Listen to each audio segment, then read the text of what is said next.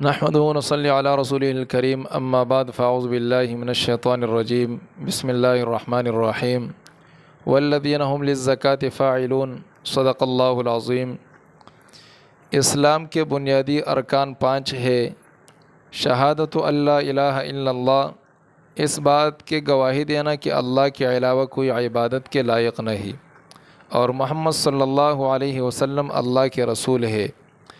دوسرے نمبر پہ نماز ادا کرنا، تیسرے نمبر پہ زکوٰۃ دینا، چوتھے نمبر پہ رمضان المبارک کے روزے رکھنا، اور 5ویں نمبر پہ بیت اللہ شریف کا حج کرنا جب استطاعت ہو۔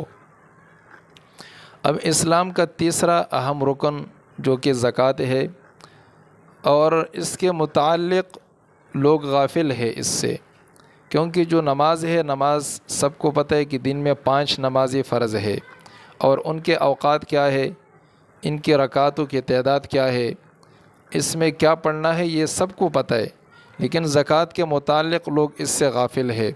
تو آج ہم معلوم کریں گے کہ زکوٰۃ کا نصاب کیا ہے اور کس پر زکوٰۃ فرض ہے۔ تو سب سے پہلی بات، زکوٰۃ مسلمان پر فرض ہے، کافر پر زکوٰۃ نہیں۔ دوسری بات، بالغ پر ہے، بچے پر زکوٰۃ نہیں۔ تیسری بات، عاقل پر ہے، پاگل اور مجنون پر زکوٰۃ نہیں۔ 5ویں بات، وہ صاحب نصاب پر ہے، اگر کسی کے اوپر زکوٰۃ ہے، یہ کسی کے اوپر قرضہ وغیرہ ہے تو اس پر زکوٰۃ نہیں۔ اور چھٹی بات، سال گزرنا لازمی ہے، اس پہ سال گزرا ہوا ہو، وہ مال صحیح سلامت ہو، اور ان کی تمام ضروریات سے وہ فارغ ہو، قرضہ وغیرہ اس کے اوپر نہیں ہے، روزانہ جو ان کے معمول کے مطابق خرچہ ہے اس سے فارغ ہے، تو اس پر زکوٰۃ ہے۔ اللہ تبارک و تعالیٰ نے زکوٰۃ ہم پر فرض کیا۔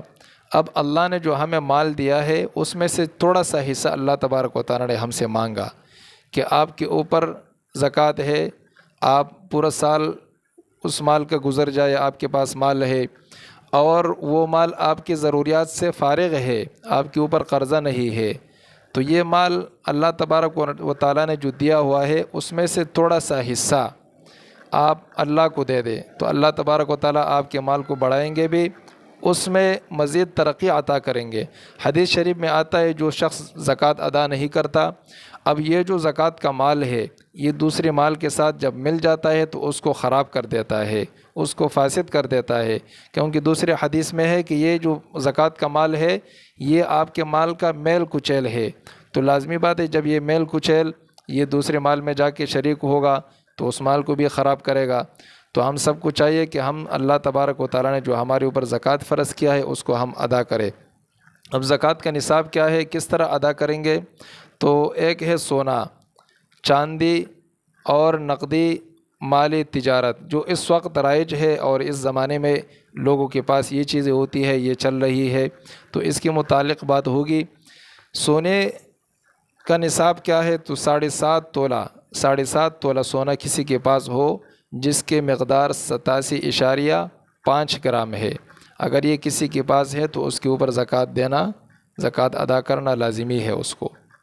دوسری چیز چاندی، تو چاندی کا نصاب 52.5 تولہ جس کے مقدار 612.36 گرام بنتا ہے، تو اگر کسی کے پاس اتنا سونا موجود ہے تو سال کے بعد ہر سال اس کو اس میں سے زکوٰۃ ادا کرنی پڑے گی، 2.5% اس کا بنتا ہے۔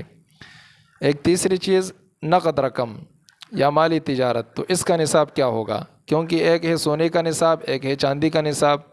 سونا مہنگا ہے اور چاندی سستا ہے، دو نصاب یہ ہے، تو نقدی اور یا مالی تجارت اس کا نصاب ہے جو چاندی والا نصاب ہے، اس کو ہم کنورٹ کریں گے چاندی کی طرف، کہ چاندی 52.5 تولے کا جتنا رقم بن رہا ہے، اگر اتنا رقم کسی کے پاس موجود ہے، اس پر سال گزر جائے تو وہ شخص زکوٰۃ ادا کریں گے۔ اب یہ شخص زکوٰۃ ادا کریں گے، اب اس کا حساب کیسے لگایا جائے گا؟ سال کا اعتبار اسلامی ہوگا یا شمسی ہوگا؟ تو سال کا اعتبار وہ قمری حساب سے ہے، جو اسلامی مہینہ ہے محرم، یہ دوسرے مہینے سفر وغیرہ، تو ہم حساب کریں گے اسلامی مہینے سے۔ اسلامی مہینے کی تاریخ اپنے پاس نوٹ کریں گے، اور جب یہ تاریخ یہ سال گزر جائے پھر یہ تاریخ آ جائے اس مہینے کا، تو اس مہینے سے ہم حساب کریں گے۔ جب سال پورا ہو گیا اور ہمارے پاس جتنا مال سال کے شروع میں تھا اس تاریخ کو، جب یہ تاریخ دوبارہ آ گیا اور وہ مال ہمارے پاس برقرار ہے، وہ تمام قرض سے خالی ہے اور اسی طریقے سے ضروریات اصلیہ سے وہ خالی ہے، تو اس پر زکوٰۃ